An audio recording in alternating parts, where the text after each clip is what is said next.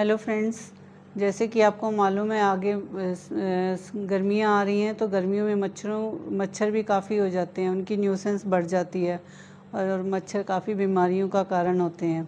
तो आपने यहाँ पे देख रहे हैं काफ़ी सारे प्लांट्स पड़े हुए हैं, तो हमने देखना है कि मच्छर और इन प्लांट्स का क्या रिलेशन है। मच्छरों को भगाने में हमारी मदद करते हैं। इनके बारे में डिस्कस करने से पहले हम एक बारी मच्छरों के बारे में डिस्कस कर लेते हैं। मच्छर जो हैं वो हमें ह्यूमन बींग्स और एनिमल्स को बाइट करते हैं, लेकिन सिर्फ फीमेल मॉस्किटो ही बाइट करती हैं, क्योंकि फीमेल मॉस्किटो को ह्यूमन या एनिमल ब्लड प्रोटीन चाहिए होता है एग्स प्रोड्यूस करने के लिए और मल्टीप्लाई करने के लिए। और इन मच्छरों की जो है स्मेलिंग पावर बहुत ज़्यादा होती है।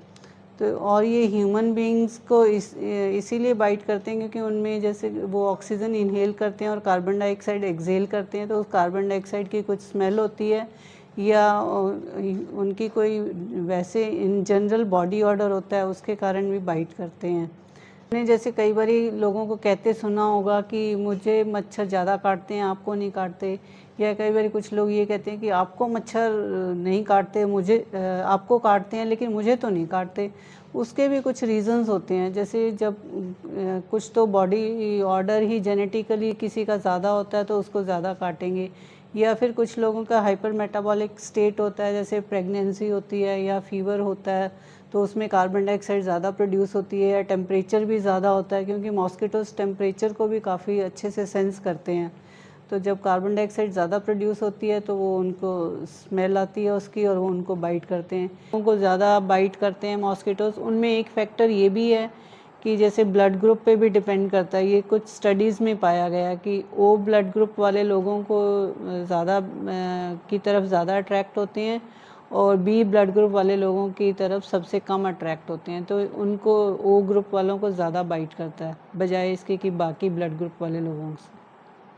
या फिर जैसे कई बार बियर या अल्कोहल कंज्यूम करते हैं तो उनमें उनकी ब्रेथ में भी उसकी स्मेल आती है, उससे भी अट्रैक्ट होते हैं और उनको बाइट करते हैं। ये प्लांट्स हैं, इन प्लांट्स से हम मॉस्किटोज़ को रिपेल करने में यूज़ कर सकते हैं, लेकिन इन सभी प्लांट्स का एक मेन कैरेक्टरिस्टिक्स है कि इनमें ना फ्रेगरेंस या स्मेल बहुत ज़्यादा होती है।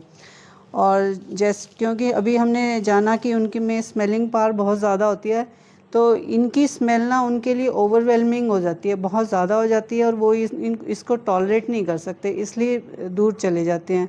और जो मेन जो इनकी स्मेल होती है वो इनमें जो ऑयल होता है उसके कारण होती है, और ये ऑयल जो है वोलेटाइल होता है, ताकि और ये एनवायरनमेंट में फैल भी जाता है।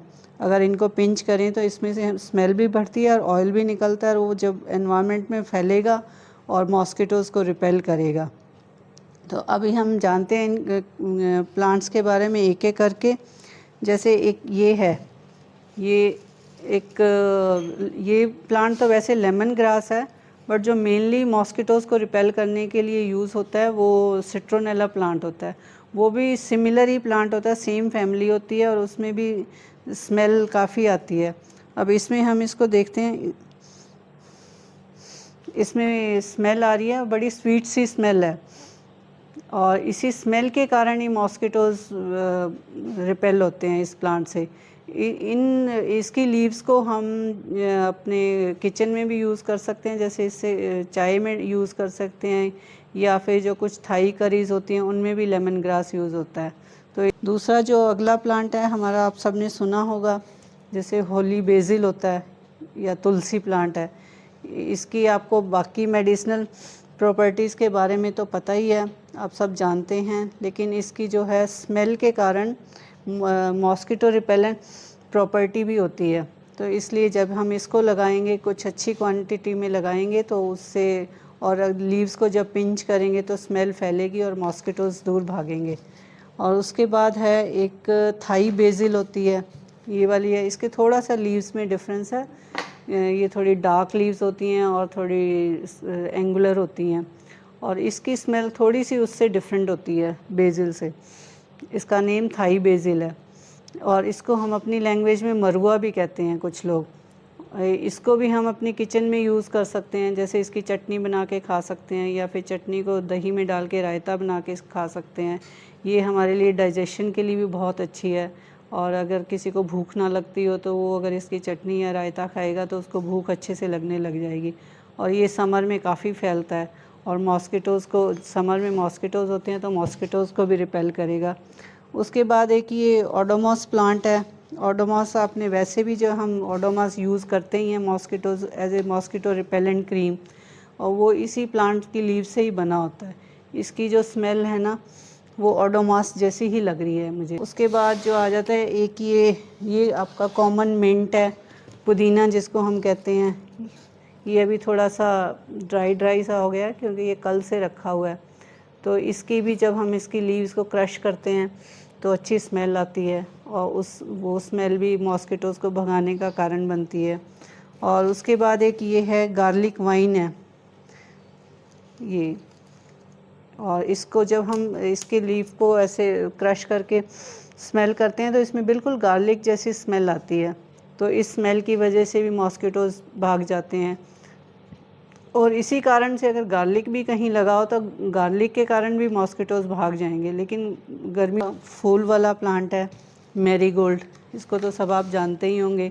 इसमें से भी जैसे खुशबू आती है, और लीव्स को भी जब हम क्रश करते हैं तो ये खुशबू भी उसी उन मॉस्किटोज़ को भगाने का कारण बनती है। इसके बाद कुछ प्लांट्स होते हैं जैसे लेवेंडर है, ये भी काफ़ी खुशबूदार प्लांट होता है। ये मेरे पास प्लास्टिक का है, ये ओरिजिनल प्लांट तो नहीं है। तो इसकी खुशबू से भी मॉस्किटोज़ भागते हैं। कुछ और प्लांट होते हैं जैसे रोज़मेरी होता है, वो भी एक खुशबूदार प्लांट होता है, उसको लेकिन किचन में भी हम यूज़ कर सकते हैं। कुछ कुइजीन्स में हम रोज़मेरी की लीव्स डालते हैं तो उससे उनका टेस्ट बढ़ जाता है। और एक और प्लांट होता है जो ट्री होता है बेसिकली, जैसे ये जो आप देख रहे हैं, ये उसकी टहनियाँ थोड़ी सूखी हुई हैं, ये सफ़ेदे की टहनियाँ हैं और इसको नीलगिरी भी बोला जाता है। तो इसकी लीव्स में से भी स्मेल आती है और इन लीव्स से नीलगिरी ऑयल बनता है। तो ये स्मेल भी मॉस्किटोज़ के रिपेलेंट का काम करती है। नीम है, ये नीम लीव्स हैं। नीम का ट्री भी जो है वो भी मॉस्किटो रिपेलेंट का कारण बनता है। इसमें भी, इसकी लीव्स में भी कुछ ऐसे ही केमिकल कंपाउंड्स होते हैं, ऑयल रिलीज़ होता है जो स्मेल होती है और मॉस्किटोज़ को भगाने में यूज़फुल रहता है। तो अभी ये तो अब हमने देख लिया कि कौन कौन से प्लांट्स होते हैं। अब इनको हम यूज़ कैसे कर सकते हैं। जैसे कुछ तो अगर आपने आउटडोर सिटिंग एरिया बनाया हुआ है तो जहाँ सिटिंग एरिया उसके आसपास कुछ प्लांट्स ये लगा सकते हैं। आप एक दो वैरायटी उनमें से चूज़ कर लीजिए और काफ़ी सारे उसमें उसके अराउंड लगा लीजिए। और जब आप वहाँ पे बैठने लगें, जैसे अगर आपने तुलसी लगाया हुआ है या मरुआ लगाया हुआ है या मिंट लगाया हुआ है, जब आप वहाँ पे बैठें तो उसकी लीव्स को कुछ क्रश कर लें ताकि वो स्मेल रिलीज़ हो और जो ऑयल है वो रिलीज़ हो और मॉस्किटोज़ के रिपेलेंट का कारण बने। और जो भी आपने लगाया, लेकिन लीव्स क्रश करनी ज़रूरी है। अगर ऐसे लगा रहेगा तो इतना इफ़ेक्टिव नहीं होगा। और जब क्रश करेंगे और स्मेल रिलीज़ होगी, ऑयल रिलीज़ होगा, तो उसी से ही मॉस्किटोज़ भागेंगे। चाहे वो लेमन ग्रास हो, लेमन ग्रास को आप उस टाइम ऊपर से कट कर सकते हैं इस तरह से सीजर्स के साथ या कटर के साथ। उससे क्या है, स्मेल रिलीज़ होगी और मॉस्किटोज़ भागेंगे और ये इसकी ग्रोथ का भी कारण बनेगा, तो उससे ये काफ़ी फैल जाएगा।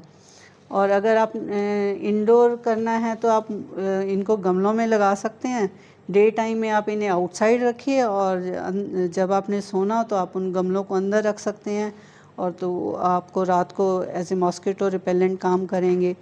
या फिर जैसे ये मिंट, और ये देखो मेरे पास ये है एक ड्राइड लीव्स का, ये जो सफ़ेदा की ड्राइड लीव्स हैं, एक्चुअल ड्राइड लीव्स हैं। तो इनमें भी अभी तक स्मेल आ रही है, तो ये भी मॉस्किटो, जब हम इसको थोड़ा सा क्रश करेंगे तो स्मेल के कारण ये भी मॉस्किटो से भगाएगा। इसको हम ऐसे दीवार के साथ हैंग कर सकते हैं तो हमारे ये इंटीरियर का काम भी करेगा और मॉस्किटो रिपेलेंट का काम भी करेगा। इसी तरह से आप, जैसे ये मैंने बास्केट में मिंट रखा हुआ है, तो ये भी आप ऐसे हैंग कर सकते हैं। कुछ दिन तक ये ग्रीन भी रहेगा और उसके बाद अगर ड्राई भी हो जाएगा तो भी अगर आप इसको क्रश करेंगे तो स्मेल रिलीज़ होगी और मॉस्किटो भगाने के काम आएगी। तो ये हमारे प्लांट्स थे। इससे हमने जाना कि हम कैसे एक नेचुरल और इको फ्रेंडली वे से हम मॉस्किटोज़ को रिपेल कर सकते हैं। और जो कुछ आजकल हर्बल मॉस्किटो रिपेलेंट क्रीम्स और स्प्रेज भी आते हैं, वो भी इन्हीं के ही एक्सट्रैक्ट से बने होते हैं। लेकिन फिर भी वो प्रोसेस्ड होते हैं और उनमें कुछ और केमिकल्स भी मिले होते हैं। अगर आपने टोटली ग्रीन जाना है तो आप इन प्लांट्स का यूज़ कर सकते हैं आउटडोर एज वेल इंडोर। आप रात को गमलों में लगे हुए होंगे तो आप रात को इंडोर रख सकते हैं। मुझे उम्मीद है आपको आज की वीडियो इन्फॉर्मेटिव लगी होगी और आप होपफुली आप इन प्लांट्स को यूज़ करेंगे एज ए मॉस्किटो रिपेलेंट। और अगर इन्फॉर्मेटिव लगी है तो आप इस वीडियो को ज़्यादा से ज़्यादा शेयर करें ताकि ज़्यादा से ज़्यादा लोगों के पास पहुंच सके और वो इसका यूज़ कर सकें। Thank you.